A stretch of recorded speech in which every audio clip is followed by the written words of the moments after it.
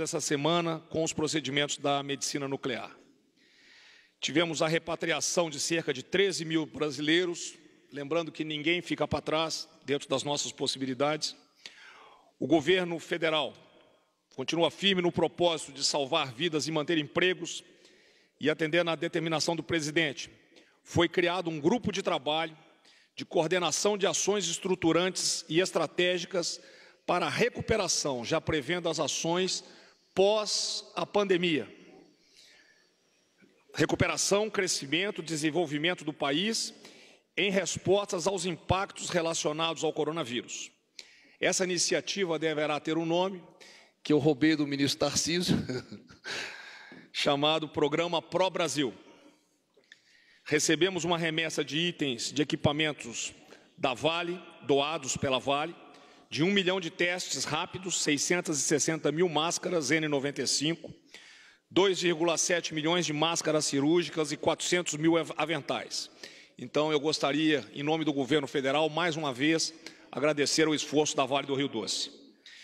Gostaria de relembrar a todos que as doações aos mais afetados por essa pandemia podem ser feitos pelo programa Todos por Nós, Arrecadação Solidária e Brasil Acolhedor.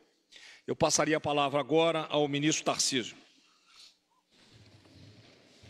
Obrigado, ministro Braga Neto. Boa tarde a todos.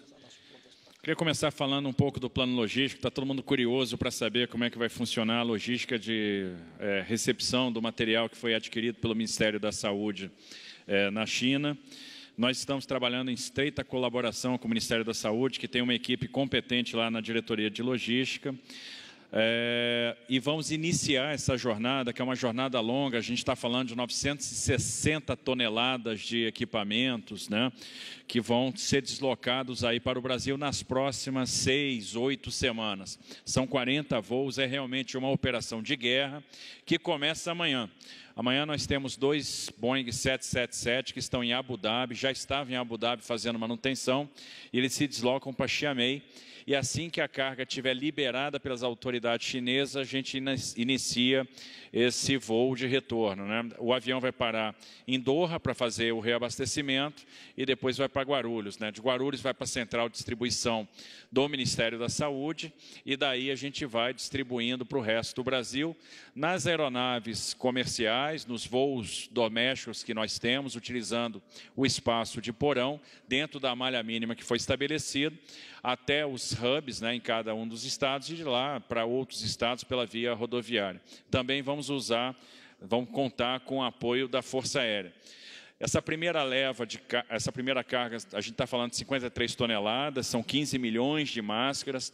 Nós testamos ao longo da semana passada com os voos da Vale, que trouxeram kits e também EPIs, várias rotas, né? Então nós temos aí, conseguimos estabelecer algumas rotas seguras.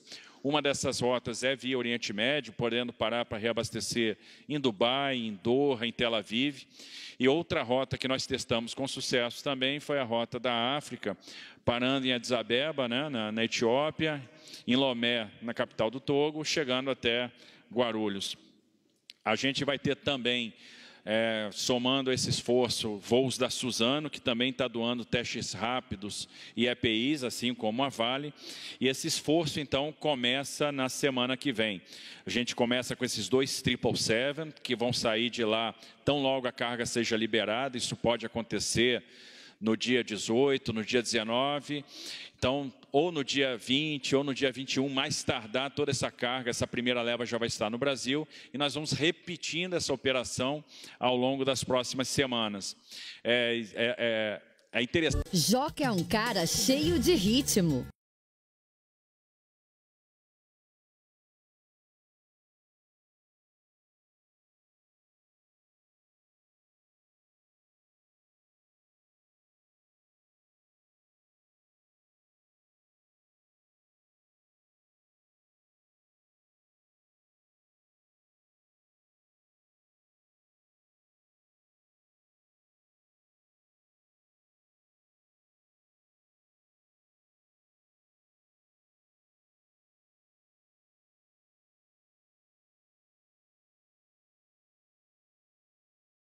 200 leitos, né, para estabilização, ou seja, todos eles nós temos condições de instalar respiradores.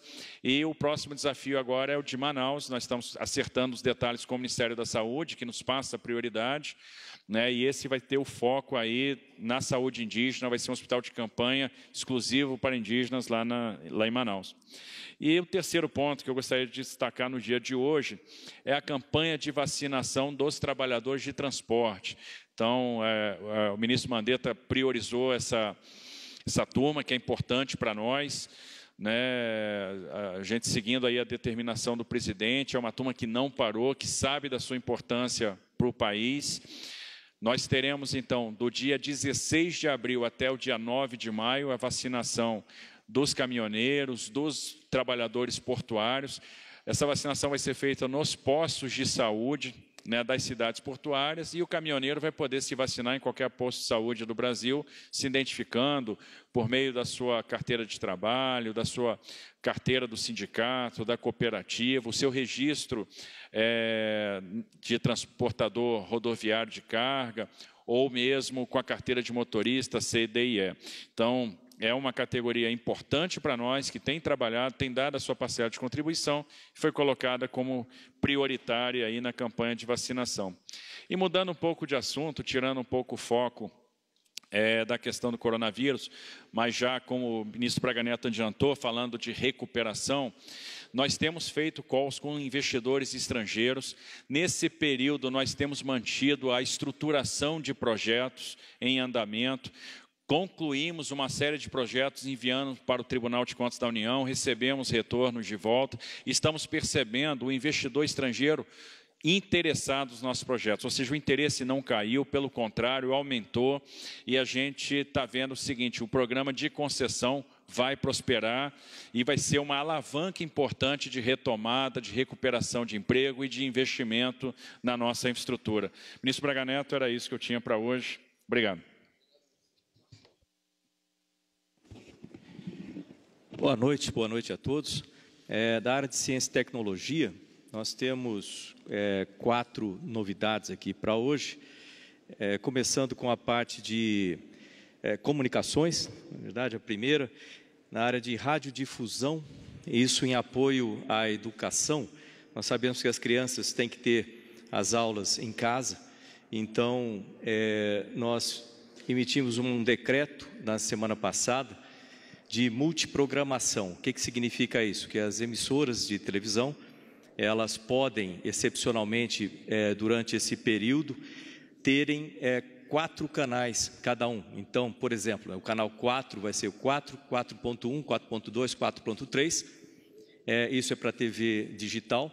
E esses canais podem e devem ser usados pelos estados, pelas secretarias de educação dos estados, para que sejam dadas as aulas para as crianças utilizando esses canais. O estado do Paraná já iniciou as aulas na semana passada, junto com o Ministério da Educação, foi feito o contato com todos os secretários de educação dos estados, e isso, então, com certeza vai ajudar para que essas aulas sejam dadas para as crianças durante esse período.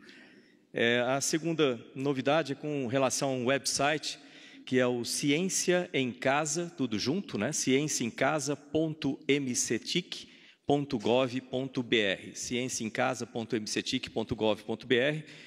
Esse é um canal, um website feito pelo IBICT, que é uma das nossas vinculadas do Ministério de Ciência, Tecnologia, Inovações e Comunicações, e também é voltado para o público infantil, né, onde tem diversos aplicativos e jogos e educação, né, também científica para as crianças, que elas podem seguir em casa, durante esse tempo em casa. Então, é uma boa maneira de se divertirem, aproveitando para conhecer mais sobre ciência e tecnologia. Da área de, você sabe, nós temos 3 frentes no Ministério, uma, né, a ciência aplicada, vamos dizer, diretamente ao vírus, a outra é com relação ao apoio de tecnologia, né, para o combate aos impactos, e a outra em comunicações. Falamos sobre comunicações, um pouco aqui sobre ciência, e na área de desenvolvimento de tecnologia, nós temos um edital da FINEP, que é uma seleção pública, né, da FINEP com o FNDCT de 5 milhões, que já está na praça, vamos dizer assim, uma subvenção econômica à inovação, e isso é voltado para equipamento de proteção individual e equipamento de proteção coletiva. Então, são inovações, são em pequenas empresas, microempresas, startups que queiram entrar com projetos nessa área. São 5 milhões, então, nessa subvenção econômica. Além disso, também da FINEP, nós temos um crédito, né? Isso é uma linha de crédito de 600 milhões aberta para aumentar a capacidade, para escalar, vamos dizer assim, a capacidade de produção de equipamentos no Brasil. Então, ele tem esse crédito de 600 milhões, ele é aberto para reconversão industrial. Então, as empresas, para terem as suas linhas de produção reconvertidas, vamos dizer, para produzir equipamentos necessários nessa época. A segunda linha é um crédito para desenvolvimento e escalonamento de dispositivos médicos. E a terceira linha é aquisição inovadora para a saúde. Então, as empresas que queiram aplicar para esses créditos podem entrar em contato com a FINEP, em www.finep.gov.br, com mais informações. Obrigado. Bom, boa noite a todos. O presidente Bolsonaro, de maneira corajosa, como comandante da nossa nação, faz um posicionamento de equilibrar os cuidados e as prevenções na área da saúde com as questões de sobrevivência econômica. Todos nós sabemos o Brasil que nós herdamos. Todo o Brasil sabe quem era o Brasil em janeiro de 2019. Era um país sem confiança interna, era o país aonde o mundo todo olhava com desconfiança. O que foi feito no ano de 2019 foi a recuperação do Brasil. Um ministério técnico, com autonomia e independência. Recuperamos através das reformas que fizemos, e fundamentalmente a reforma previdenciária, a maior reforma previdenciária que já se fez em um país no mundo ocidental de uma única vez. Recuperamos a confiança interna, o Brasil voltou a crescer, gerar empregos, recuperamos a confiança externa. Nesse momento onde somos afetados por essa epidemia, é muito importante o posicionamento do presidente Bolsonaro, que com sensibilidade, mas com olhar para todos, não apenas no presente, mas também no futuro, equilibra os cuidados, os investimentos, as condições financeiras para que a saúde brasileira possa responder, através do exército de enfermeiros, médicos, atendentes, possa enfrentar o desafio do Covid-19.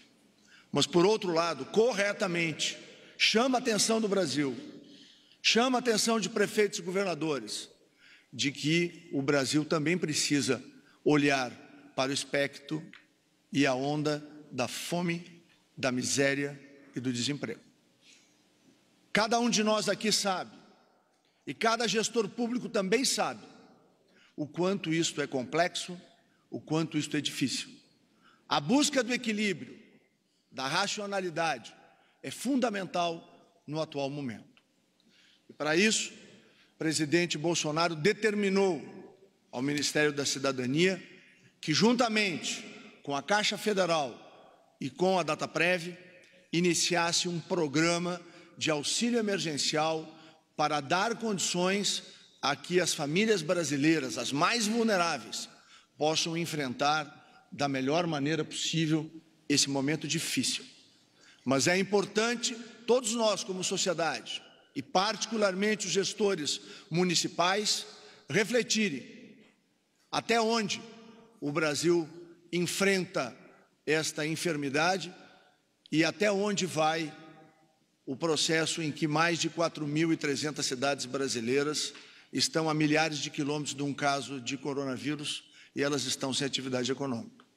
Faço isso em caráter pessoal, me sinto no dever de fazer esse alerta, quer como parlamentar licenciado, quer como ministro de Estado, porque acredito que é chegada a hora de se fazer uma reflexão sem paixão, apenas a paixão pelo povo brasileiro, apenas a paixão de servir a sociedade brasileira e garantir que nós tenhamos presente, mas nós temos que garantir que tenhamos futuro. E o futuro não pode ser de miséria, não pode ser de fome, não pode ser de desemprego. Então, aqui, quero deixar registrada, ministro Braga Neto, essa minha posição, depois de muito refletir, e trago aqui o meu apoio incondicional ao presidente Jair Bolsonaro na sua condição de líder da nação, de buscar fazer esse equilíbrio. Sei que é difícil, sei que é complexo, mas nós temos que buscar, não apenas o presidente. Cada gestor em cada cidade do Brasil, cada governador da federação tem que também participar desse esforço de proteger o Brasil no presente, mas não matar o nosso futuro. O Ministério dividiu em 3 grandes grupos o auxílio emergencial. E, juntamente com a Dataprev e a Caixa, fez uma primeira triagem nos inscritos no Cadastro Único, que são 75 milhões de brasileiros e brasileiras, dos quais 65 milhões têm CPF. Desses, retirando os beneficiários do Bolsa Família, encontramos um universo de 5.971.000 pessoas, que 2.600.000 já receberam na última quinta-feira, pela Caixa Federal e pelo Banco do Brasil, e 3.371.000 pessoas desse primeiro lote, que significou um custo de 3 bilhões 582 milhões, receberam hoje, através da abertura de poupança digital. Então, nós já temos 5.971.000 brasileiros que já estão, uma boa parte deles, esses 3.371.000, estão bancarizados, porque eles não tinham conta bancária. Eles estão com poupanças digitais abertas na Caixa Econômica Federal, num trabalho que tudo sinaliza que nós vamos superar a casa dos 20 milhões de brasileiros, para que vocês entendam a complexidade do que nós estamos fazendo. E logo depois eu vou falar desses informais. Essas pessoas do Cadastro Único se somam mais 3.019.000 mulheres, chefes de famílias que nós chamamos de monoparentais. Estas mulheres já começaram a ter creditado esses recursos no dia de hoje e vão prosseguir entre o dia de hoje e amanhã. O custo desse atendimento, essas 3 milhões, as 3.019.000 famílias, 2.829.000 reais. Nós também informamos o grupo do Bolsa Família, onde nós teremos 700.000 famílias das 14.299.000 famílias. É o maior número de famílias na história do programa Bolsa Família. Ela é atingida no governo do presidente Jair Bolsonaro. E também, para lembrar, foi o primeiro e único presidente que pagou o 13º em dezembro do ano passado para o Bolsa Família, que tem a maior média de ticket médio para as famílias do Bolsa Família. Também a gente vem trabalhando em inúmeras parcerias de ciência, que a gente colocou como um dos pilares das nossas tomadas de decisões no Ministério da Saúde, é o arcabouço científico. E o ministro Marcos Pontes tem feito parcerias maravilhosas, inúmeros projetos estão em andamento. Nós estamos monitorando, junto com o Ministério de Ciência e Tecnologia, o que está acontecendo no mundo. Hoje me perguntaram, a China está testando uma primeira vacina, foi o ministro Braga me perguntou. Falei, pois é, está no nosso radar, tem uma outra que já teve nos Estados Unidos, tem alguma coisa acontecendo na Itália. Está todo mundo buscando ciência, buscando retroviral. Estamos aí com algumas pistas muito importantes, enquanto esse vírus vai escrevendo o seu comportamento. Não existe doença nova que se comporte igual no mundo inteiro. Nós vamos ver o seu comportamento num país como o nosso. Estamos olhando a África do Sul, que tem um número enorme de pacientes com HIV e usam muito retroviral, uma incidência menor. Estamos olhando com muita atenção, baseado muito em ciência. O ministro Onix aqui, com toda essa proteção social, com os recursos chegando na mão das pessoas, a gente tem certeza que isso ajuda muito, não só as pessoas terem os seus subsídios, como a própria economia. Temos certeza que ela vai se responder um pouco mais em atividade. E também articulamos muito, nós do SUS, o nosso Sistema Único de Saúde, com o seu Fundo Nacional, Fundo Estadual, Fundo Municipal, conselhos, participação, controle social, articulamos muito. Tenho certeza que lá na ponta, o CRAS, que é um braço muito forte da Seguridade Social, temos certeza que esses centros que trabalham com os idosos, o monitoramento, a gente tem muita coisa acontecendo na ponta e muita experiência muito exitosa acontecendo Brasil afora. Hoje nós abrimos o chamamento público para o teste de RT-PCR. E isso aqui é uma coisa muito difícil, talvez seja o projeto mais complexo de todos que o Ministério da Saúde teve que desenhar, porque ele parte de parceria público-privada, ele parte de comodato de máquinas, ele parte de uma estratégia nacional de coletar esse exame. O RT-PCR é aquele que coloca o suave dentro do nariz e dentro da garganta no paciente que está no primeiro dia, no segundo dia de sintoma, ele é o que faz o diagnóstico precoce. Isso vem acoplado a um aplicativo que a nossa ideia é remeter todo para São Paulo, gerar uma usina de exames e devolver no aplicativo, procurando trabalhar com 24 horas entre tempo e resposta. Isso engloba muitas estruturas. Hoje nós fizemos o chamamento público, deveremos agora trabalhar com um pool de laboratórios públicos e privados para fornecer, por contratação, os testes para diagnóstico. Nós vamos fazer 3 milhões de exames desse inicialmente, porque isso é o que a gente tem. A partir do momento que a gente vá conseguindo comprar, que é a grande dificuldade, isso é o que nós temos capacidade interna, nós queremos fazer muito mais do que 3 milhões e a preparação de uma central operacional com capacidade para 30 mil testes por dia. Nós hoje também publicamos uma portaria, igual existe doença de notificação compulsória, que tem que mandar o CID, hoje nós colocamos notificação compulsória da ocupação de leitos. Então, o Estado que tem X leitos de CTI, abriu X leitos, o quanto que ele tem de ocupação. Esta informação é fundamental para qualquer tipo de tomada de decisão sobre andamento. São duas variáveis: a transmissibilidade das doenças e a capacidade instalada para atender. Isso a gente trabalha sabendo quantos hospitais, quantos leitos a gente tem e qual está sido a marcha dessa doença. Nós estamos vivendo essa semana uma 8%, 10% de aumento do número de casos, estamos vivendo desta redução de mobilidade social que fizemos e ela se presta nesse momento para que a gente aumente a nossa capacidade de atendimento. Então, esses registros eles vão ser atualizados diariamente, serão obrigatórios. A campanha de vacinação, aqui o ministro Tarcísio já comentou sobre os caminhoneiros, nós vamos fazer profissionais de forças de segurança e salvamento, faremos os caminhoneiros, fazemos os profissionais de transporte coletivos e trabalhadores portuários, faremos os portadores de doença crônica não transmissíveis e outras condições clínicas especiais, que são aqueles que têm mais comorbidade. Então, é aquele que já vacinou na fase do idoso, mas tem diabetes, tem hipertensão, não está naquela faixa etária, mas é comorbidade. Nós faremos para os funcionários do sistema prisional, adolescentes sob medida socioeducativa e população privada de liberdade, porque eles estão aglutinados no mesmo lugar. E hoje também a gente confirma essa antecipação para a vacinação dos povos indígenas, trazendo-os para esta segunda fase. Então, a meta é vacinar pelo menos 90% de todos esses públicos prioritários em todas as fases dessa campanha.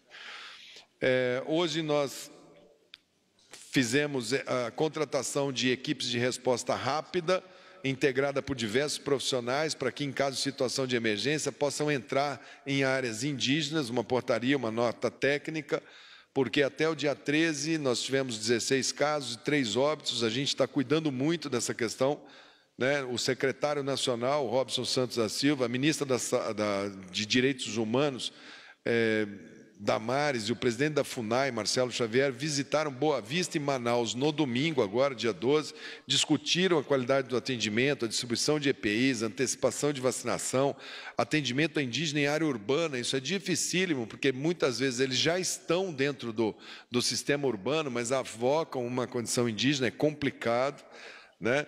Como é o caso lá de Dourados. O ministro Braga conhece muito bem, nós estávamos discutindo agora à tarde a situação lá de Dourados, e também discutindo essa questão eventual de hospitais de campanha. A gente tem a Operação Acolhida lá, que tem uma parte que é saúde, que a gente vai fazer adequação para atender os nossos indígenas.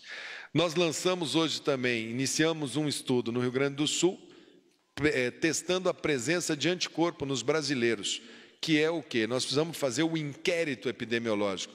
Nós precisamos saber com que velocidade que nós estamos ganhando anticorpo a esta doença.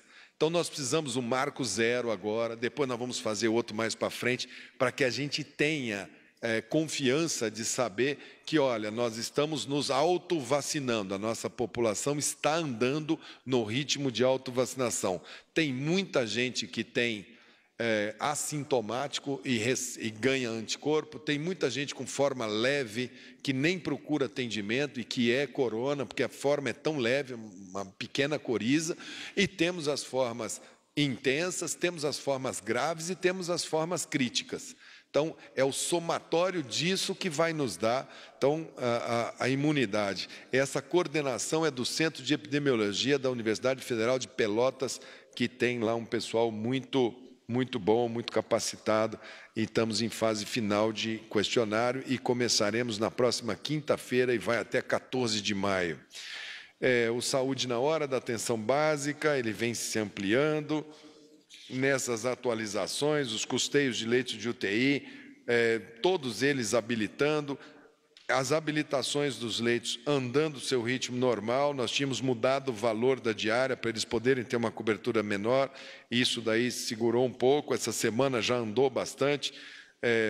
Nessa semana foi São Paulo, Rio Grande do Sul, Rio de Janeiro, Minas Gerais, Bahia, Rio Grande do Norte, Pernambuco, Paraná, Pará, Santa Catarina e Mato Grosso do Sul, aonde a gente colocou a distribuição dos equipamentos. Nós já distribuímos 60,8 milhões de equipamentos de proteção individual para todos os estados, aumentando 6,5 milhões em relação à sexta-feira. E essa semana, agora com esta operação aqui, começaremos a ter, e esperamos ter paz com o equipamento, e que os estados e os municípios possam eles mesmos fazerem suas compras dentro das suas necessidades, e esse mercado indo organizando não é função da União. A União não tem interesse em manter essa compra centralizada, ela só o fez para exercer a sua força de compra, exercer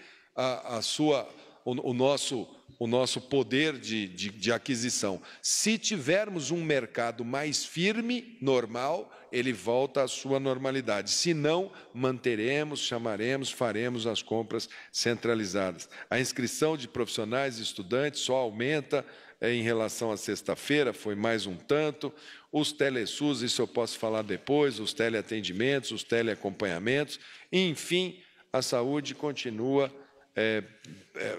inserida nesse nosso comitê de enfrentamento, aqui com a coordenação da Casa Civil, do ministro Braga Neto, onde a gente vai fazendo todas essas nossas demandas e os ministérios vão se encaixando nesse esforço nosso coletivo em relação ao momento desse coronavírus aqui e no mundo. Senhores, o ministro Marcos Pontes pediu a palavra para dar um anúncio que ele disse que é muito bom. Obrigado, ministro. Rapidamente aqui, bom, como o ministro Mandetta falou, a ciência é a única arma que nós temos para combater a causa de todo esse problema, combater o vírus em si. E no Ministério, o MCT, que é praticamente uma caixa de ferramentas, nós temos ali a parte de ciência, temos a parte de tecnologia, inovações, né, trabalhando com a produção industrial. Eu acabei de falar sobre uma série de iniciativas aqui da FINEP também. Mas eu queria aqui deixar registrado, eu não vou responder perguntas sobre isso, porque eu quero deixar para amanhã, mas amanhã a gente tem uma surpresa muito boa, vindo da área da ciência, e nós vamos fazer uma coletiva de imprensa aqui, nesse mesmo local, às 11 horas da manhã. Eu tenho que esperar até amanhã, porque eu tenho que ter algumas confirmações para poder dar uma coisa baseada em fato. A ciência é sempre baseada em fato. Então, amanhã, às 11 horas da manhã, a gente vai fazer uma coletiva aqui, em que eu vou fazer, então, o anúncio de alguns resultados, algumas coisas muito importantes do setor de ciência, né, do Ministério de Ciência, Tecnologia, Inovações e Comunicações. Obrigado, ministro. Notícias boas, viu? Momento de sensação, né? Votação. Por favor. Abriremos agora para as perguntas. Primeiro repórter, Tiago Nolasco, TV Record. Olá, ministros. Boa tarde a todos. Minha pergunta é para o ministro Henrique Mandetta. Ministro, após as últimas declarações do senhor, aqui no Palácio do Planalto, muitos integrantes do governo entendem que o senhor estaria forçando um pedido de demissão. O senhor, em algum momento, pensa em deixar o cargo antes do agravamento na avaliação do Ministério da Saúde da situação do coronavírus, já que o Ministério da Saúde avalia que pode aumentar o número de mortes nos próximos meses? Não, absolutamente. O Ministério da Saúde ele trabalha anotando a história natural desta doença. Essa doença ela vai se apresentando no nosso território. Em algumas cidades ela chegou com uma incidência, nós chegamos a fazer picos de transmissão muito maiores. Nós estamos numa fase estamos colhendo o fruto de um esforço muito duro que fizemos. Sabemos que precisaremos passar pelo estresse que a gente sempre fala, isso vai acontecer, é natural que vai acontecer. Esperamos que o sistema possa ir chegando. A gente fez a operação de compra da equipe da indústria nacional de quase 15 mil respiradores, ventiladores em 90 dias. Eles vão levar 20, 30 dias, já vem mais. Os equipamentos vêm chegando, já vão também normalizando. Os recursos humanos já está se capacitando melhor. A expansão do SUS, o SUS é um sistema muito forte, a gente tem trabalhado muito duro. Acho que sim, que é natural que nós tenhamos sempre, cada uma visão muito atenta das suas pastas. E a pasta da saúde tem uma visão muito atenta de tudo que ela vem passando. Agora, é natural que a gente, nesse intervalo, a gente está passando por uma situação de muito estresse coletivo, o Ministério também. Essa é uma doença que está fazendo o mundo inteiro, não é uma coisa localizada, não é uma questão do Ministério da Saúde, isso é o planeta Terra inteiro, isso é uma coisa enorme, né? Isso vai estar escrito nos livros de história para o resto da vida da humanidade como algo que foi dramático. Então, a gente sabe bem o tamanho da nossa responsabilidade, vai trabalhar, e está trabalhando, toda a equipe trabalhando com toda a garra, com toda a intensidade, e vamos trabalhar, como eu sempre disse, a gente continua trabalhando. E as declarações foi uma forma de forçar um pedido de demissão? Não vejo nesse sentido, não. Acho que é mais uma questão muito mais relacionada à comunicação, como a gente vai comunicar. Nada além disso daí, é trabalho mesmo que a gente está focado. Obrigado. Próxima pergunta, Matheus Maia, Poder 360.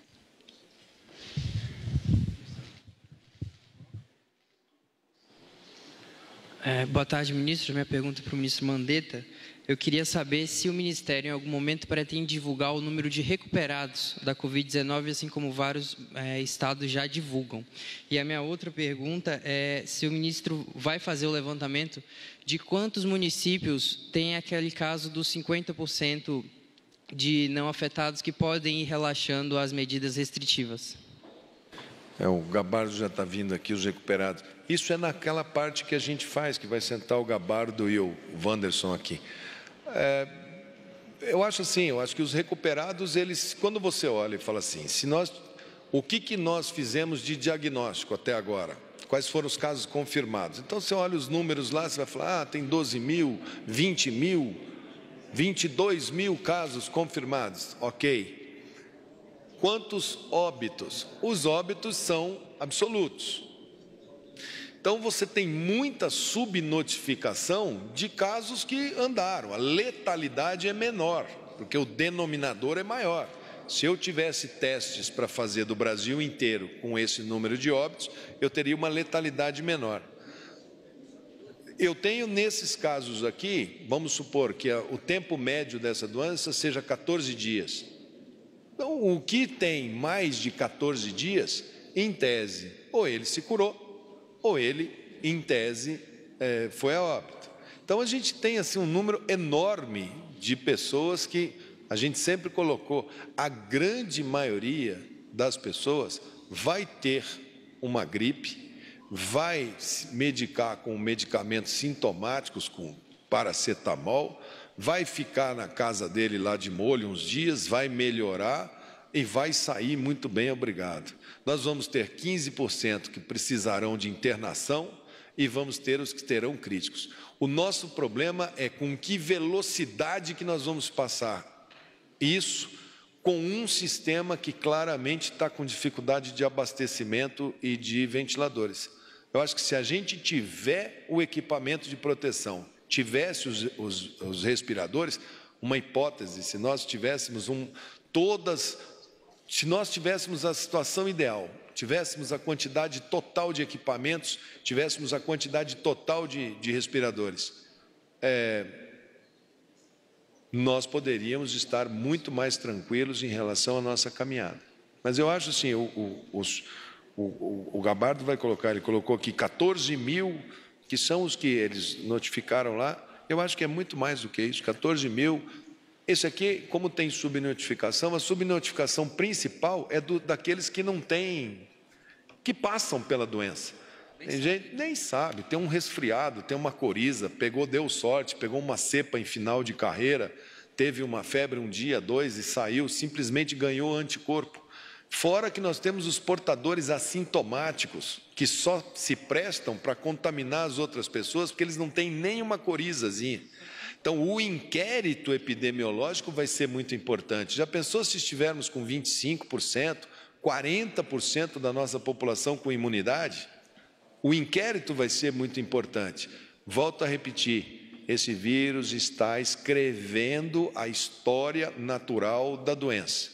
A única coisa que nós estamos fazendo é por alerta de emergência internacional, por alerta de outros países, quando a gente viu o sistema de saúde inglês cair, quando nós vimos Nova York cair, quando nós vimos Detroit cair, quando nós vimos Roma, Itália, quando nós vimos a Espanha cair, quando nós vimos esse conjunto de países de primeiro mundo que tem sistemas de saúde muito robustos caírem, é claro que o sistema de saúde brasileiro tem que ser extremamente zeloso para entender como que esse vírus vai se apresentar no nosso país, né?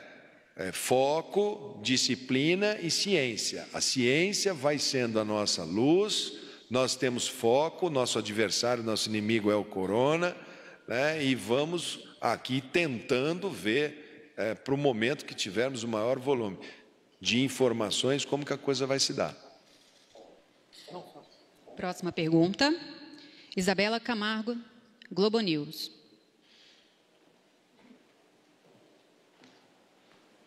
Olá, boa tarde. Na verdade, a minha pergunta é uma pergunta de equipe minha com a Délis Ortiz, da TV Globo. A dúvida é que foi criado um grupo de trabalho de coordenação de ações de recuperação, crescimento e desenvolvimento do país pós-pandemia.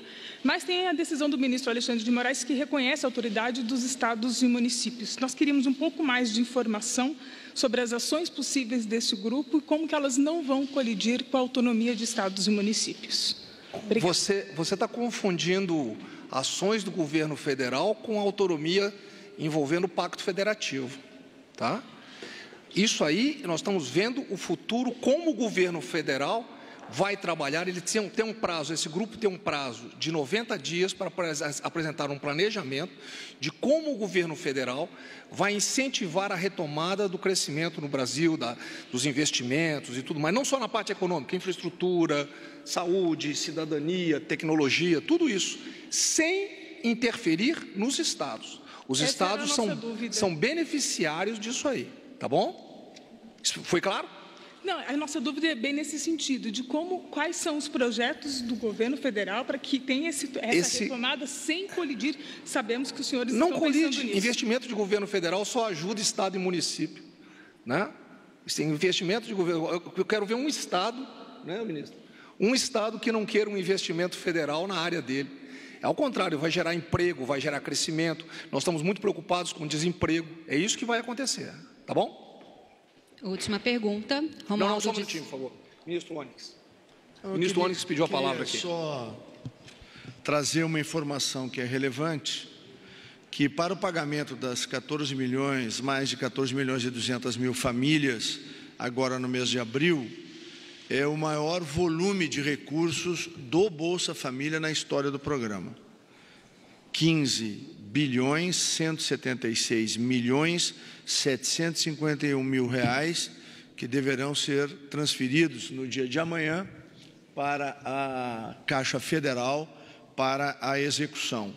E algo também que considero muito relevante, tirando as famílias do Bolsa Família, para aproximadamente mais de 20 milhões de brasileiros, nós vamos pagar a segunda parcela entre os dias 27 e 30 de abril.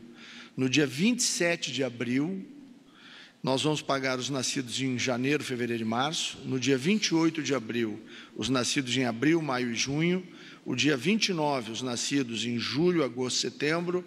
E no dia 30, os nascidos em outubro, novembro e dezembro. Portanto, o governo Bolsonaro coloca de pé um programa de auxílio emergencial, tem 90 dias para executar o programa, dentro ainda do primeiro mês. Lembrar que o aplicativo foi aberto para inscrição no dia 7, nós vamos pagar 2 das 3 parcelas que o governo tem que ajudar.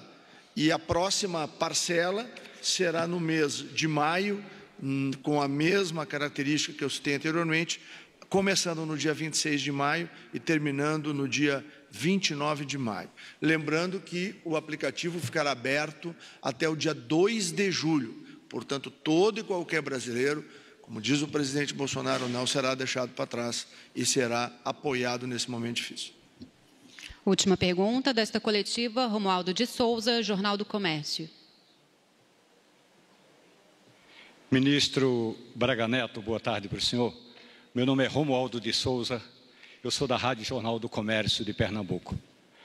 Na introdução, o ministro Onyx Lorenzoni usou a expressão apoio incondicional ao presidente Jair Bolsonaro. E o senhor, ministro, General Braga Neto, o senhor usou um conceito da filosofia moderna, que é a sinergia. O senhor que vem da cavalaria sabe que cavalaria sem sinergia, os cavalos acabam tropeçando uns nos outros. Então, o conceito da sinergia que o senhor usou, ele está em voga, ele está valendo nessa equipe de governo? Por gentileza, ministro. Eu vou dar um exemplo para o senhor de sinergia que nós tivemos hoje. Hoje nós tivemos a reunião do Conselho de Ministros, é quinzenal. Uma das preocupações que nós tivemos é exatamente que todas as informações e solicitações do governo passassem relacionadas com o coronavírus, passassem pelo COP, pelo Centro de Operações, exatamente para que não houvesse duplicidade de ações ou desperdício de esforços. Tá? Então, eu posso garantir para o senhor o seguinte: lógico que de vez em quando há um desencontro normal numa crise desse volume, que tem mais de uma onda e que envolve diversos ministérios com diversos interesses diferentes, mas todos voltados para o bem do país. Tá? Então, posso garantir para o senhor que todos os ministérios estão trabalhando bem dentro de um conceito e de um consenso de nós nos ajudarmos mutuamente, sem desperdício de esforços e sem nenhuma disputa entre os ministérios. Isso eu posso garantir para o senhor. Obrigado. Respondi?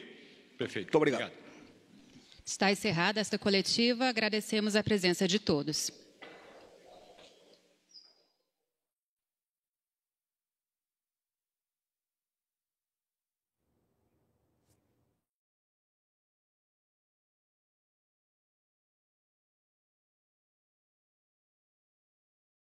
Ao vivo, coletiva no Palácio do Planalto com atualizações sobre o coronavírus. Continue bem informado pelas redes sociais e siga também a programação da TV Brasil. Até mais.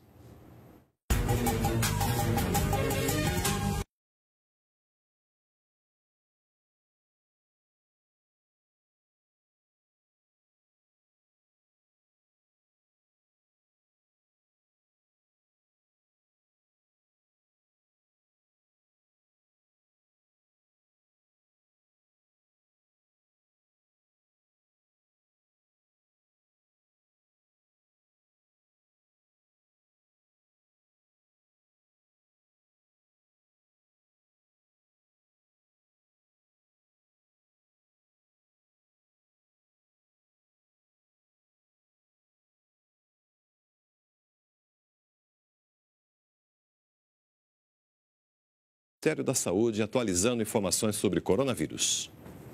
Eles vêm trabalhando, o Wanderson vem trabalhando muito em encontrar uma fórmula para que os municípios e os estados, isso vem sendo pedido, isso vem sendo trabalhado, não é fácil. A Organização Mundial da Saúde ensaia alguma coisa para que a gente possa ter critérios para que as pessoas saibam quais são as principais variáveis, qual é o índice de transmissão da doença e qual é a capacidade instalada para dar resposta a essa doença. Então, esse boletim, muito interessante, acho que o Gabardo também depois vai poder falar muito sobre isso. Eu vou passar para o Wanderson para que ele faça essa visão, acho que pouca coisa mudou em relação a ontem dos números, mas é na interpretação que a gente está muito focado nesse momento para poder dar para as pessoas uma bússola, dar um norte. Antes que a minha mãe já está me cobrando isso também, ela é mais dura que meu pai. Todo mundo fala meu pai, mas minha mãe é mais firme que meu pai nessa parada. Wanderson, vai lá. Boa tarde a todos. Pode passar o próximo.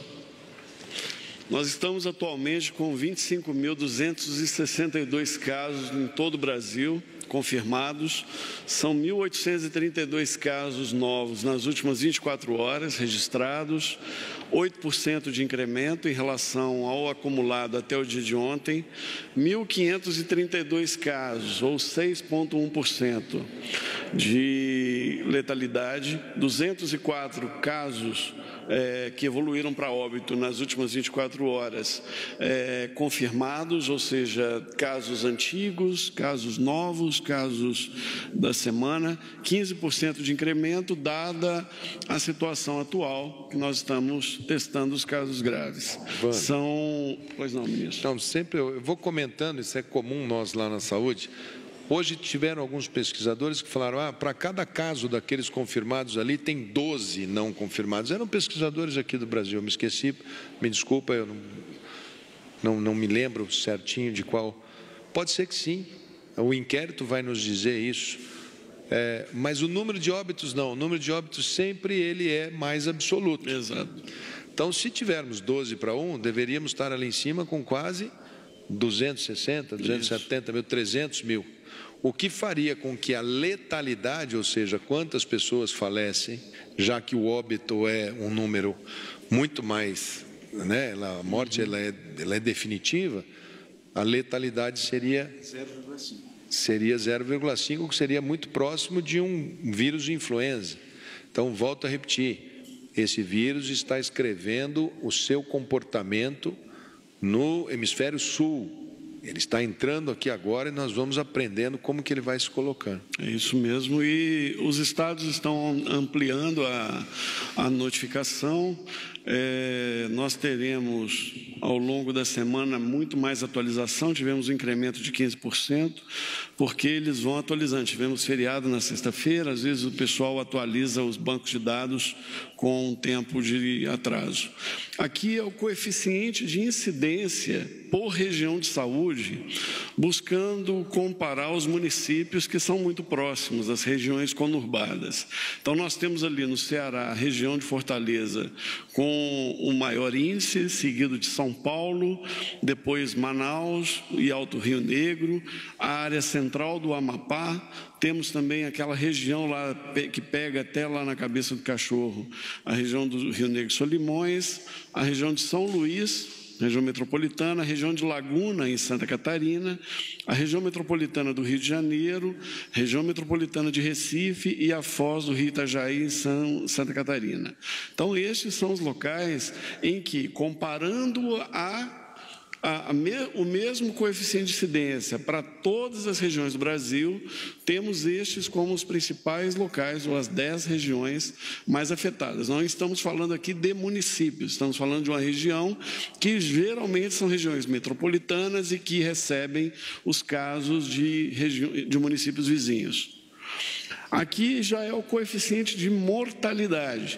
Então, todos os dois dados estão sendo calculados por 1 milhão de habitantes. Foi uma solicitação de várias pessoas para poder comparar com outras regiões do mundo. Então, em relação à mortalidade, temos São Paulo em primeiro lugar, a região de Fortaleza em segundo, Manaus em torno do Rio Negro, a região do Limoeiro, 10ª região lá do Ceará, região do Extremo Oeste paulista, seguido de Recife, São Luís, a região de São Luís, Campo Mourão no Paraná, Franco da Rocha em São Paulo e Mossoró no Rio Grande do Norte.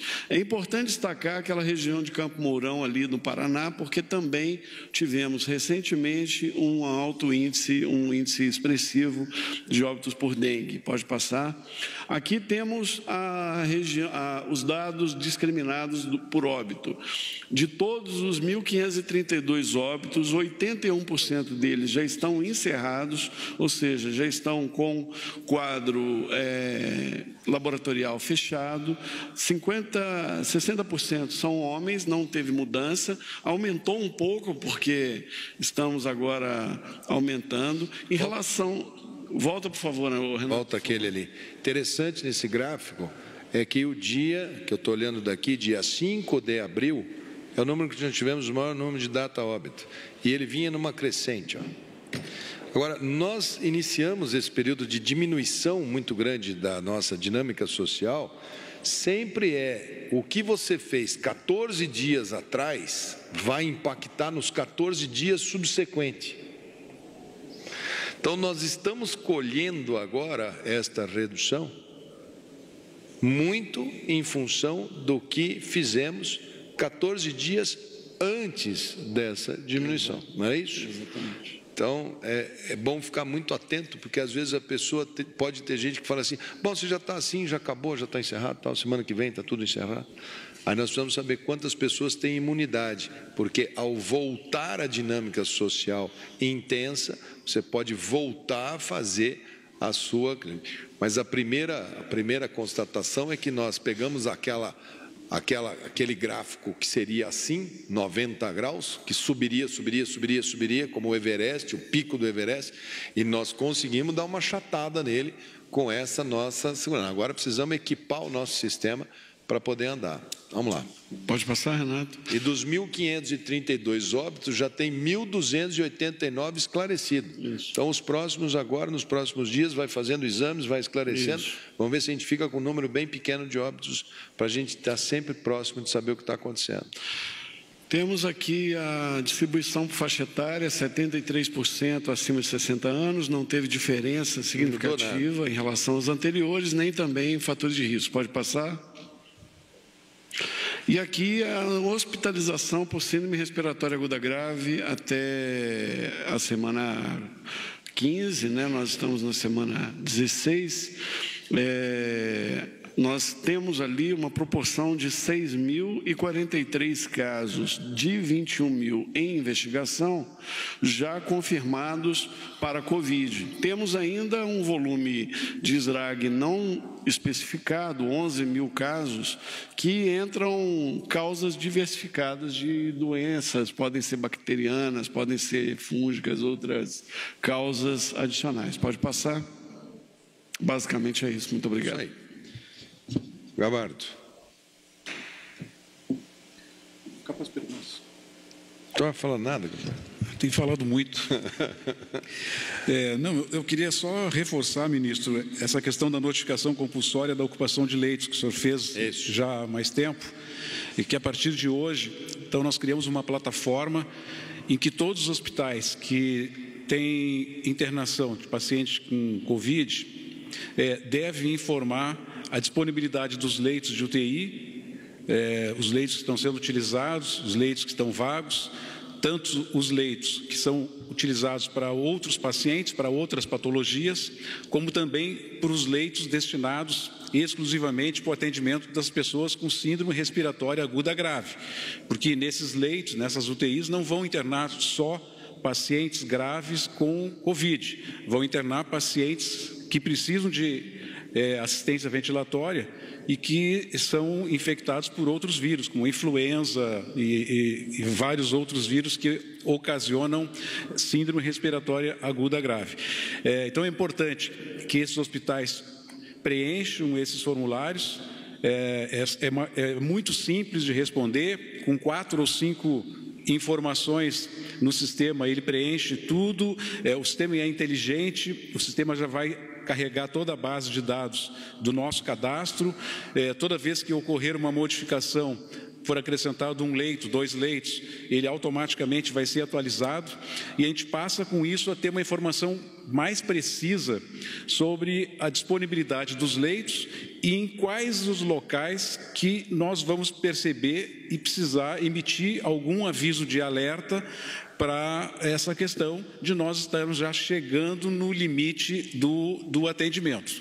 Então, é super importante isso, nós queremos reforçar a necessidade de todos os hospitais, são hospitais do SUS e hospitais privados, mesmo aqueles hospitais que não atendem pacientes do Sistema Único de Saúde, estão obrigados a preencher esse formulário que é extremamente importante, é muito estratégico para o nosso acompanhamento. Queria só reforçar isso. E em relação à questão dos pacientes recuperados, que é uma pergunta que sempre se faz, quantos pacientes são recuperados? Até se criou uma narrativa um tanto estranha, né? Que parece que eu tenho percebido nas redes sociais que o Ministério da Saúde propositadamente não apresenta o dado de recuperação, tentando criar uma imagem de que o bicho é pior do que ele é realmente. Então, não é nada disso. A gente fez uma pesquisa para identificar como é que os outros países disponibilizavam essas informações.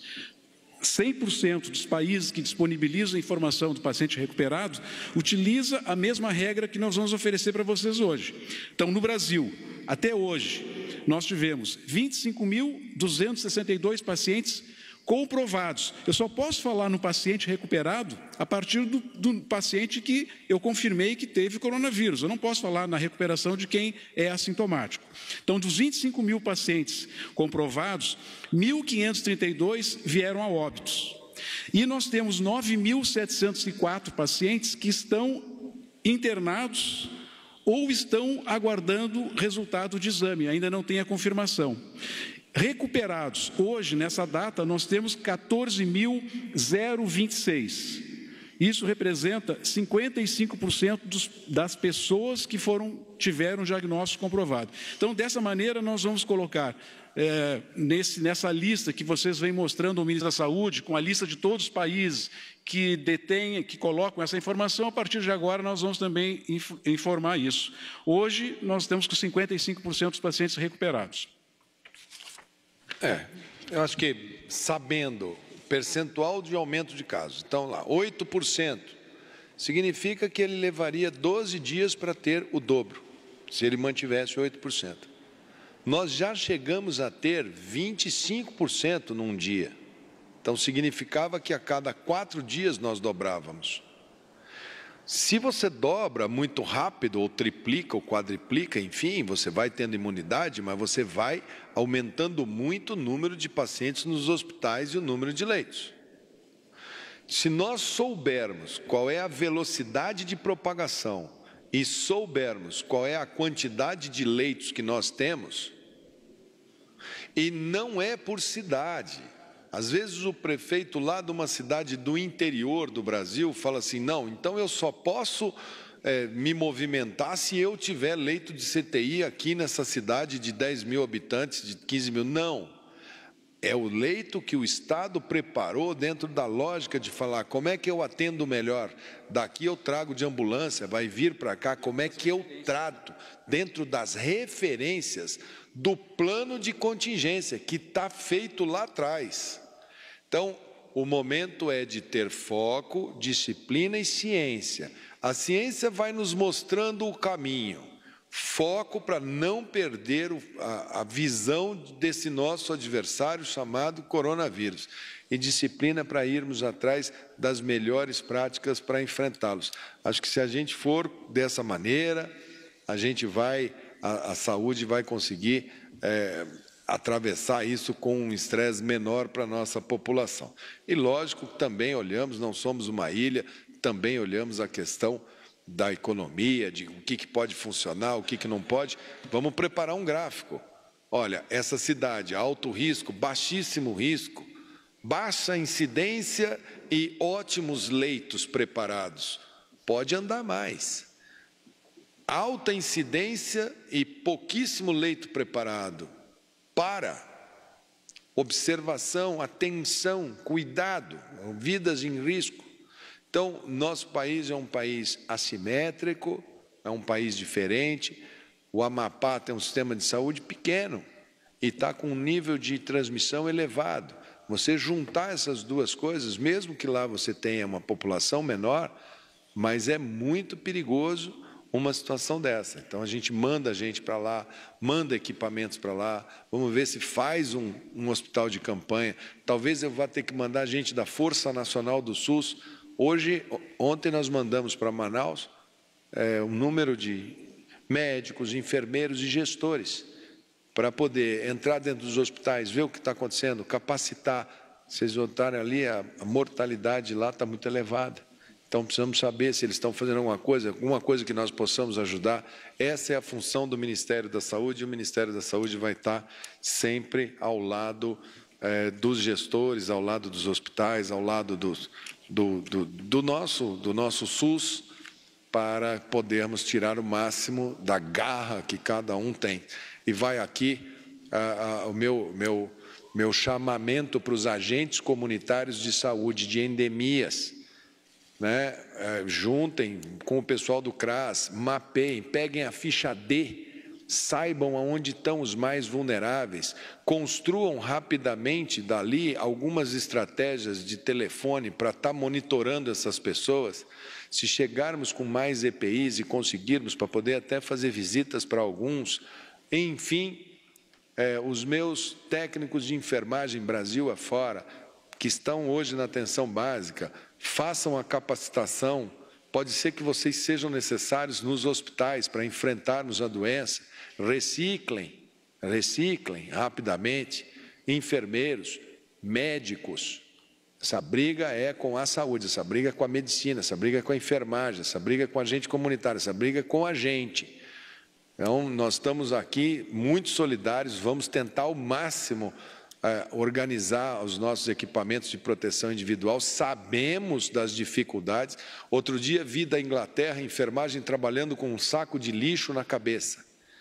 Vi nos Estados Unidos as pessoas dividindo máscaras N95, uma máscara que era para durar horas, tendo que ser usada durante 10 dias. Todo mundo está passando por muito estresse. Hoje a gente vai mandar máscaras, aquelas face shield, aquela parceria com a Ambev, 3 milhões, não é isso, Gabardo? Mas não é aquela ideal que tem a espuma. Mas essa daqui é nossa, a gente já faz e a gente chega lá.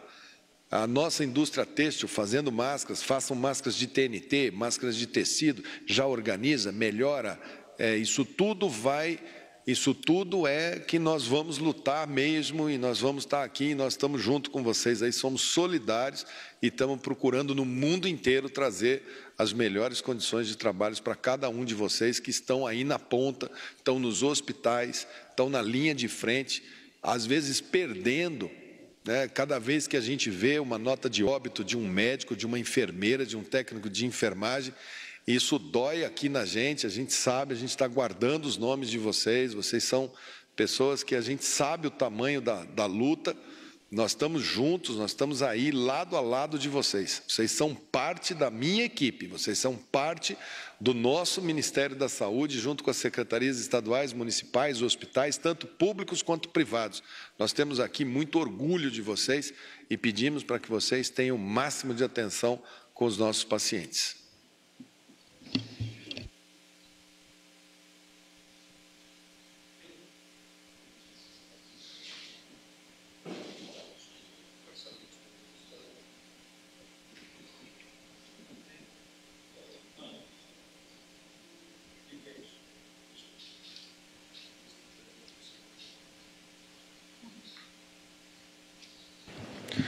Vamos lá. Eu vou ler algumas aqui que são direcionadas para vocês. Amanda Miléo, Gazeta do Povo.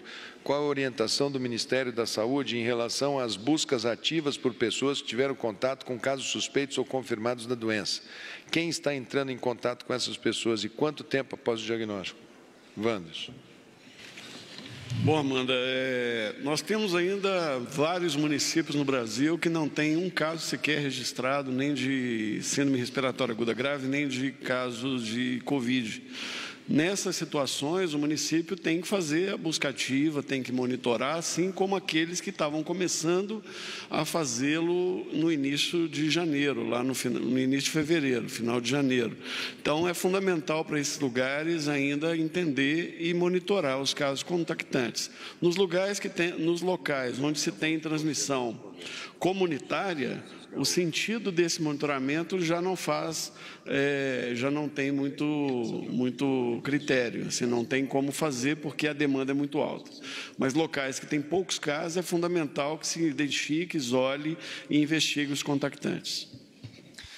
Muito bem. Agora aqui para o pessoal lá do Rio Grande do Sul, os gaúchos. Ontem eu não estava aqui, o gaúcho falou que Porto Alegre estava em situação de emergência, ou foi o Wanderson que falou?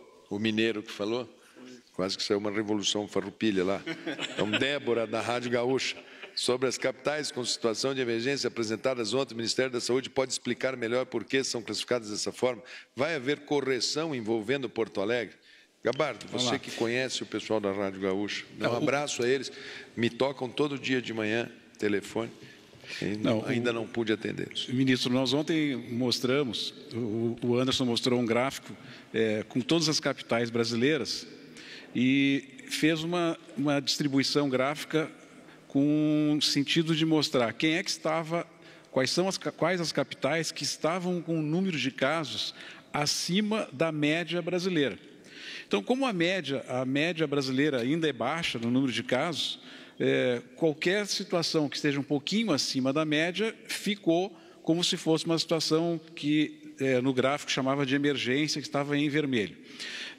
Eu já expliquei para a Débora que nós temos duas variáveis importantes. Uma é a incidência do número de casos.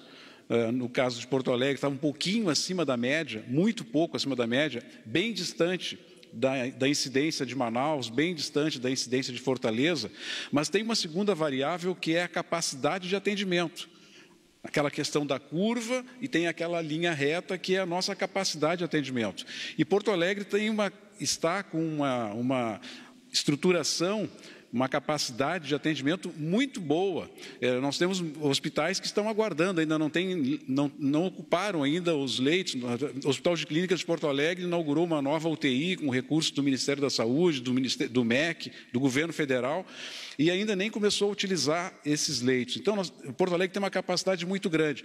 Então, houve, de parte da Prefeitura de Porto Alegre, uma reação porque não entende, e com razão, não entende que Porto Alegre esteja numa situação de emergência, porque ele tem uma capacidade de resposta muito elevada, ainda comparando com o número de casos existente hoje. Então é isso, são duas variáveis que têm que ser consideradas juntas. No caso do gráfico, nós só mostramos os municípios, as capitais, que tinham uma incidência superior à média brasileira.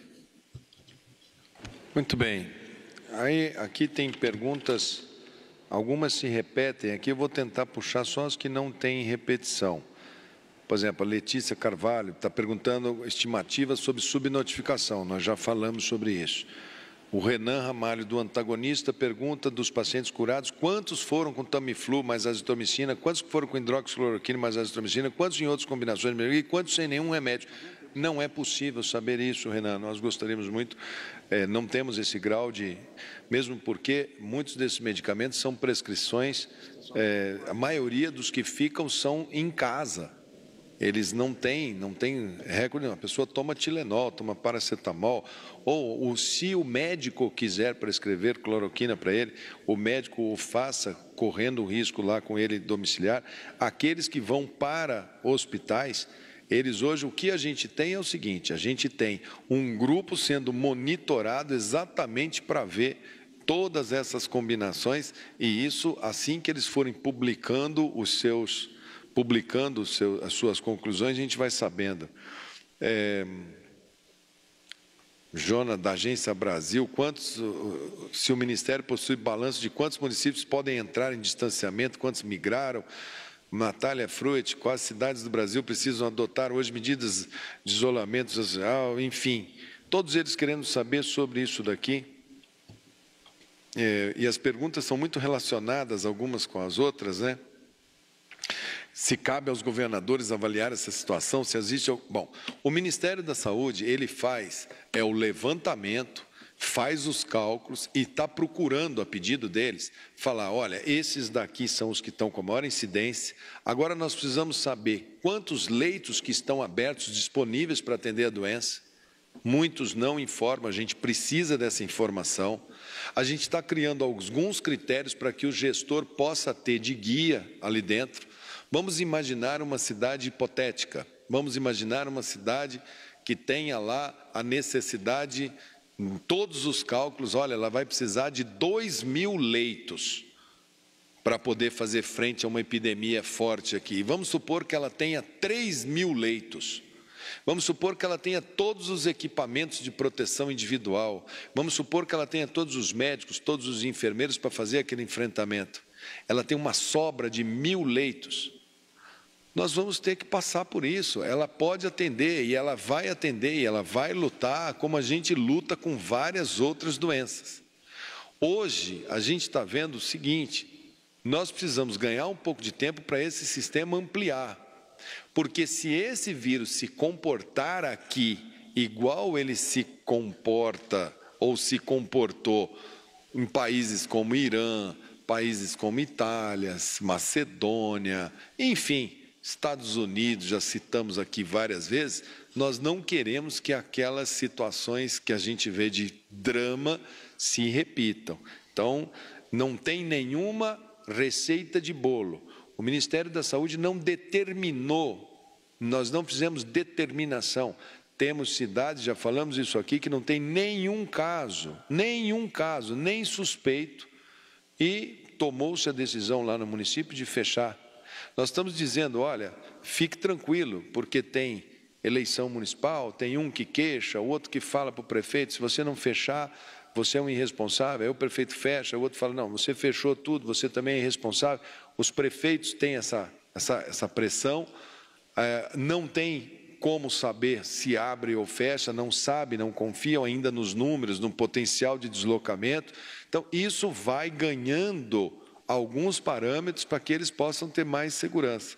A gente acredita que isso vai ser importante para eles.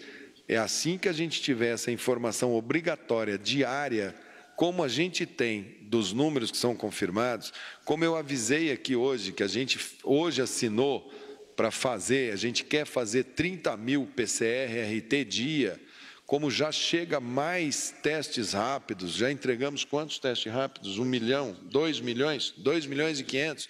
Ainda temos mais quantos por chegar? Mais 2 milhões e 500, e vamos comprar mais um pouco, mais 5 milhões, mais 3 milhões. Vamos tendo cada vez mais condições de fazer isso. Acho que as farmácias podem vender também testes rápidos. Vamos ver essa questão de padronizar para que as farmácias possam, tendo um bom registro na Anvisa dos testes, para poder fazer, igual já fazem de HIV. Enfim, nós temos aí bastante ferramentas para aumentar esse tipo de informação importante para a tomada de decisão. O André, do Globo, após reclamação de alguns países sobre a qualidade dos produtos da China, o governo chinês anunciou que a fiscalização poderia atrasar os carregamentos. Isso pode adiar a chegada de EPIs e respiradores no Brasil? Bom, isso daqui a gente espera, nós estamos mandando hoje, amanhã, para embarcar os primeiros lotes. Nós temos 40 voos programados em 6 semanas para trazermos esses equipamentos para cá. Respiradores, nós estamos tentando achar um caminho. O que nós menos conseguimos até agora foi ampliar o número de ventiladores. Nós temos, hoje, a indústria nacional contratada para aumentar a produção, mas ela leva um tempo para fazer isso. Nós temos respiradores quebrados, que tem até uma pergunta aqui sobre respiradores quebrados, que é da Joana Oliveira, do El País, não é isso? Não, o dela é sobre a Universidade Federal da Paraíba, com um respirador, que são o respirador mais simplesinho da Universidade Federal da Paraíba, o mais simples lá da Politécnica. Todos eles agora terminou, eles têm que ir para o Inmetro, eles têm que ir para o INCQS, porque tem que saber...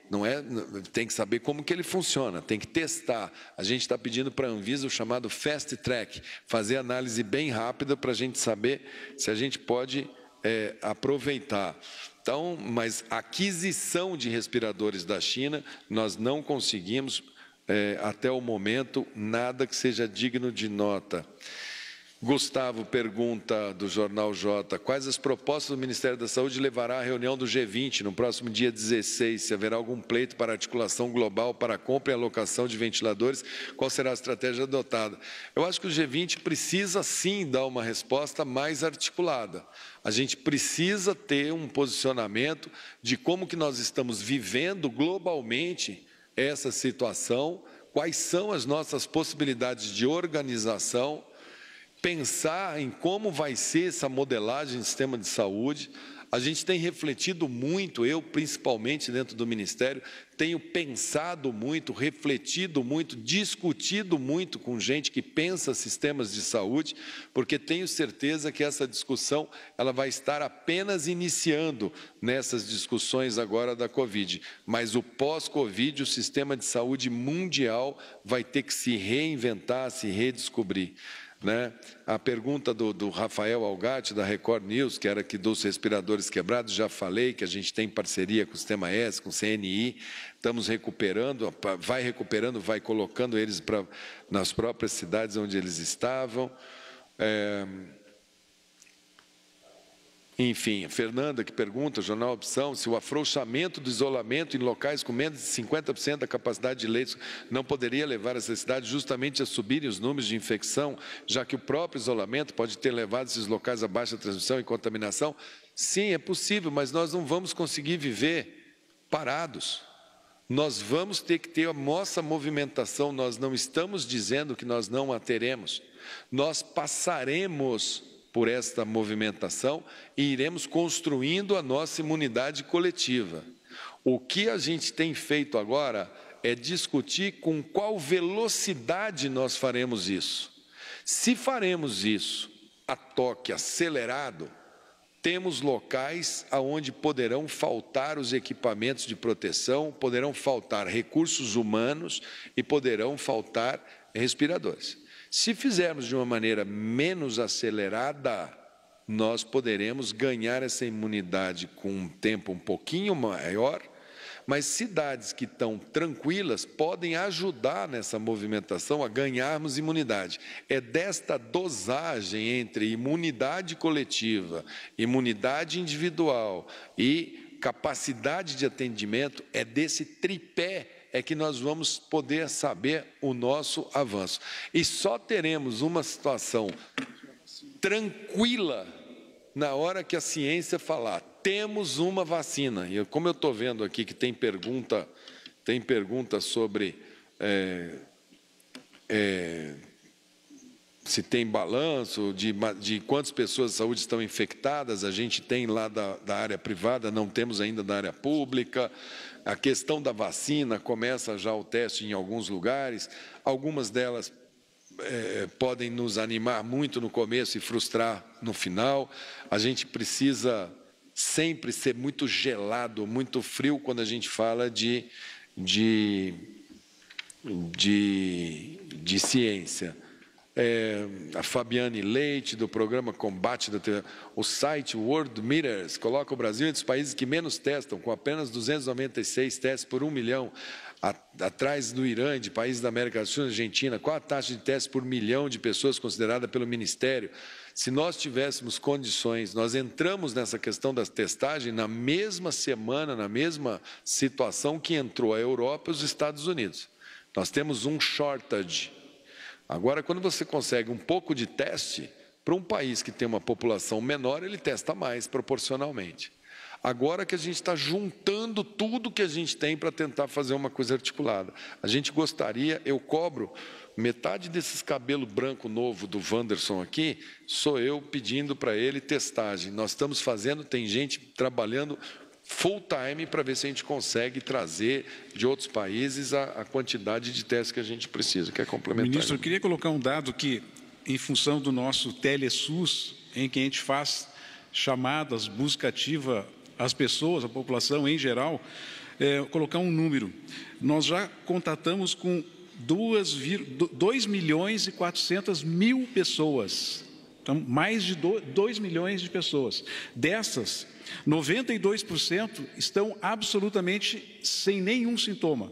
92% de 2,4 milhões, ou seja, 2.100.000, dizem que não tem nenhum sintoma. Que é um enorme do indicador também. Risco baixo, ou seja, estão apresentando alguns sintomas leves, 4,1%. Risco moderado, 1%. E risco alto, 2,4%. Quando se identifica essas pessoas de risco alto e risco moderado, ela passa a ser monitorada permanentemente. Então, ela vai receber diariamente uma ligação para saber da evolução dos seus sintomas. Esse número é importante, porque de toda a população, e é uma amostra bastante significativa, porque são mais de 2 milhões de pessoas, 92% das pessoas estão ainda, nesse momento, assintomáticas. Ou elas passaram já pelo vírus e elas já estão, não tiveram sintomas e elas estão já imunologicamente protegidas, ou elas ainda não tiveram contato com o vírus. Essa é a situação. Muito bem. As outras perguntas que tem aqui continuam com essa. Acho que a maioria delas a gente respondeu já nas falas. O Estado de São Paulo anunciou nessa terça o recebimento de 725 mil testes, pretende zerar a fila de exames pendentes até o final de abril. Os outros estados estão tomando medidas para processar todos os testes e zerar a fila? Todos os estados podem e devem. O Ministério da Saúde faz um esforço enorme aqui em cima, mas os estados a gente sabe que estão também fazendo esforços para tentar se aumentar a testagem. Cristina Lemos, da Record.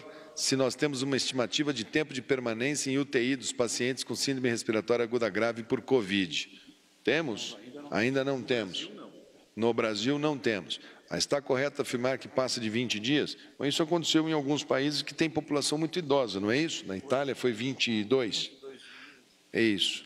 Acho que temos que aguardar um pouquinho, Cristina, para darmos essa informação.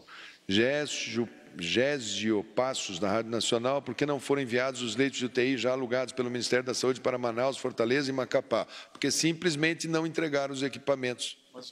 Não é isso? Os respiradores eu já mandei. Agora, o que a gente quer mandar para eles é que o respirador é parte de um combo, né? O que a gente tinha alugado era o tudo. Módulos de 10, não era isso, Gabriel? Módulos de 10. Estão recebendo na próxima semana o restante, que é a cama, os monitores e o carro de parada cardíaca e o monitoramento central. Muitas vezes eles já têm isso, têm equipamentos parados, eles colocam para funcionar. O que nós tivermos, nós vamos mandar. E o Cristiano Vasconcelos quer saber por que da diferença do preço do hospital de campanha de Santa Catarina comprado com os do governo federal. O secretário Gabardo chegou a comentar o assunto ontem. Não, isso foi uma pergunta feita ontem que eu disse que eu não sabia responder. O que você vai comparar? O que a gente mandou fazer o quê? Uma estrutura. Por exemplo, a Fiocruz fez com um tipo de material que tem uma durabilidade muito maior. Eu não sei o nome. Vai ficar quase como uma coisa permanente, não é isso? Ele serve para de campanha, mas ele é uma coisa permanente. O nosso é uma estrutura metálica com tenda, nós não estamos falando que nós vamos operar, nós não estamos falando dos equipamentos, nós estamos falando basicamente de colocar camas. E dali para frente, quem vai colocar todo o equipamento que precisa, quem vai colocar todas as pessoas que vão operar, todos os que vêm ali dentro, vai ser a Secretaria de Saúde do Estado de Goiás, que vai ser o responsável pela operacionalização. Esse é o primeiro que nós estamos fazendo e nós vamos ver, da hora que nós damos a ordem até a hora que termina, o que gasta, o que não gasta, até para servir de parâmetro para os outros. Volto a repetir, isso são todas situações novas para o Ministério da Saúde. Nós não temos, a última vez que existiu quarentena nesse país foi em 1917, na gripe espanhola. Essa questão de sair fazendo hospitais de campanha que tem, dentro desses hospitais, tem respirador, tem sala de parada, é totalmente diferente daquelas tendas de campanha para dengue, hospitais para dengue, que basicamente é hidratação.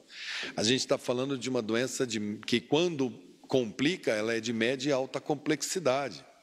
Então, é um desafio enorme. O nosso sistema de saúde está se organizando, o Brasil tem uma proposta. Essa questão de morrer em desassistência no Brasil, antes do SUS, ela existia muito. O SUS é uma construção nossa, da sociedade. É muito bom que a sociedade brasileira veja de perto o trabalho desse sistema, até para ela valorizar muito o fato de ter esse sistema. Que esse sistema precisa ser muito contemplado quando forem discutir obras públicas, orçamento público. Esse sistema é, sim, muito importante para o equilíbrio de toda a população brasileira. É ele o único que está presente em todos os municípios brasileiros. É ele que tem um controle social amparando as suas decisões, que tem fundo nacional, que tem fundo estadual, que tem fundo municipal, que tem capilaridade, que tem sustentabilidade. Esse sistema, ele vai dar respostas, ele está dando respostas. As nossas eventuais conquistas, as nossas eventuais condicionantes são muito em função do histórico do SUS. Não esqueçam que a maior redução mundial de tabagismo é brasileira e é do SUS. Nós ganhamos agora o prêmio, foi feito no Rio de Janeiro, no ano passado, o primeiro país a chegar a um dígito, ou seja, 9% da população, abaixo de 5% vira tabaco free.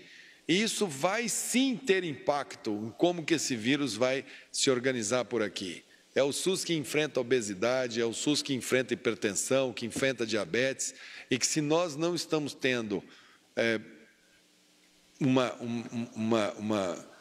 comparado com outros sistemas de países mais ricos que o nosso, mas que tem muitos problemas de tabagismo, que tem muitos problemas de obesidade, se vocês olharem ali, as pessoas têm doença cardiovascular, têm diabetes, têm obesidade como comorbidades principais para óbito.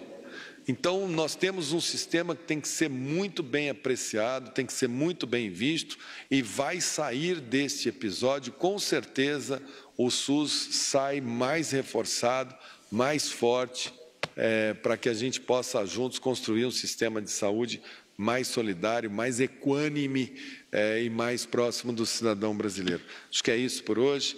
Está encerrada a nossa coletiva. Obrigado. Obrigada a todos. Está encerrada essa coletiva. Boa noite. Tá aí, você acompanhou com a gente coletiva ao vivo, direto do Palácio do Planalto. O ministro da Saúde, Luiz Henrique Mandetta, e seus auxiliares técnicos atualizaram as informações sobre o coronavírus e o enfrentamento desta pandemia no país. Continue bem informado pelas nossas redes sociais e acompanhe também a programação da TV Brasil. Boa noite.